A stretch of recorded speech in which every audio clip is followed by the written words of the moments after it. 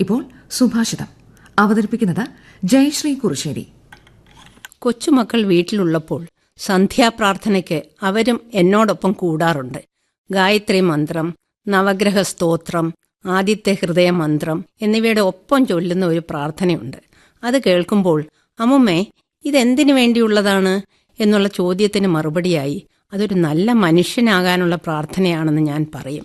പന്തളം കേരളവർമ്മ എഴുതിയ ദൈവമേ കൈതൊഴാം കേൾക്കുമാറാകണം എന്ന് തുടങ്ങുന്ന പ്രസിദ്ധമായ കവിതയാണ്. അതിലെ എല്ലാ വരികളും നേർവഴിക്ക് നയിക്കാൻ ഉതകുന്നവയാണ്. ഇന്ന് സമൂഹത്തിൽ നടക്കുന്ന തിന്മകൾ കാണുകയും കേൾക്കുകയും ചെയ്യുമ്പോൾ ഇതിലെ പല വരികളും കൂടുതൽ അർത്ഥവത്താകുന്നു. കുട്ടികളായിരിക്കുമ്പോഴും മുതിർന്നു കഴിഞ്ഞാലും നമ്മുടെ സംസർഗം നന്മ ഉള്ളവരുമായിട്ടായിരിക്കണം. ജീവിതത്തിൽ നല്ല സ്വഭാവക്കാരുമായി കൂട്ടുകൂടുമ്പോൾ തന്നെ ചീത്ത ആളുകളിൽ നിന്ന് അകലം പാലിക്കുകയും വേണം. സമൂഹത്തിൽ ഇപ്പോൾ പടർന്ന് പന്തലിച്ചുകൊണ്ടിരിക്കുന്ന ലഹരി മാഫിയ പലപ്പോഴും വലവീശി പിടിക്കുന്നത് ഇത്തരം തിരിച്ചറിവുകളില്ലാത്ത കുട്ടികളെയാണ്. അതുകൊണ്ട് രക്ഷിതാക്കൾ എപ്പോഴും കുട്ടികളെ ഓർമ്മിപ്പിച്ചുകൊണ്ടിരിക്കുക, ദുഷ്ടസംസർഗം വരാതെയായിടണം, ശിഷ്ടരായുള്ളവർ തോഴരായിടണം. ഓരോ വ്യക്തിയും അവന്റെ സുഹൃത്തിന്റെ നയനിലപാടുകൾക്കനുസരിച്ചായിരിക്കും ഉണ്ടാവുക. അതിനാൽ ആരെയാണ് സുഹൃത്താക്കേണ്ടതെന്ന് നിങ്ങൾ പ്രത്യേകം ശ്രദ്ധിക്കണമെന്ന് മുഹമ്മദ് നബിയും നമ്മെ ഓർമ്മിപ്പിക്കുന്നു.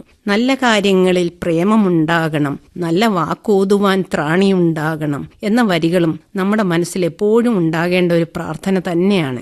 നല്ലത് മാത്രം ചെയ്യുക, നല്ല കാര്യങ്ങൾ കാണുക, നല്ല കാര്യങ്ങൾ കേൾക്കുക, നല്ല കാര്യങ്ങൾ വായിക്കുക, നല്ല കാര്യങ്ങൾ പറയുക. അങ്ങനെ ശീലിച്ചാൽ എന്നും നല്ല കാര്യങ്ങളിൽ മാത്രം ഇഷ്ടമുണ്ടാകും. അപ്പോൾ സ്വാഭാവികമായും നല്ലവരായി മാറും. അതുകൊണ്ട് മഹാനാകാൻ കഴിഞ്ഞില്ലെങ്കിലും മഹത്തരമായതിനോട് ചേർന്ന് നിൽക്കാനെങ്കിലും നമുക്ക് കഴിയും.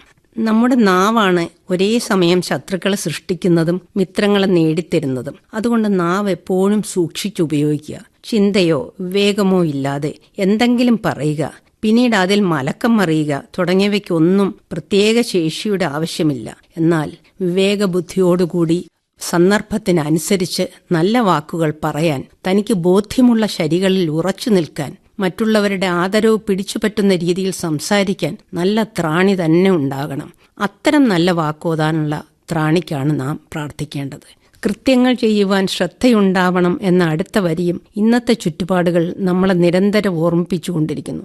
വർഷങ്ങളോളം സുരക്ഷിതമായി നിൽക്കേണ്ട പാലങ്ങളും റോഡുകളും നിർമ്മാണത്തിനിടയ്ക്കും നിർമ്മിച്ച് അധികകാലമാകുന്നതിന് മുമ്പും തകർന്നു വീഴുമ്പോഴും റോഡുകളിൽ ആവശ്യത്തിനുള്ള സുരക്ഷാ സംവിധാനങ്ങളോ മുന്നറിയിപ്പുകളോ ഇല്ലാത്തതിന്റെ ഫലമായി എത്രയോ കുടുംബങ്ങളുടെ പ്രതീക്ഷകളും അത്താണികളും അകാലത്തിൽ പൊലിയുന്നത് കാണുമ്പോഴും ആ ജോലി ചെയ്യുന്നവർ, ചെയ്യിക്കാൻ ഉത്തരവാദപ്പെട്ടവർ, അതിന്റെ തലപ്പത്തുള്ളവരെ നിരീക്ഷിക്കേണ്ടവർ എന്നിവരെല്ലാം കൃത്യങ്ങൾ ചെയ്യുമ്പോൾ ശ്രദ്ധയില്ലാതെ ആയതുകൊണ്ടാണല്ലോ എന്ന് ഓർത്തുപോകാറുണ്ട്.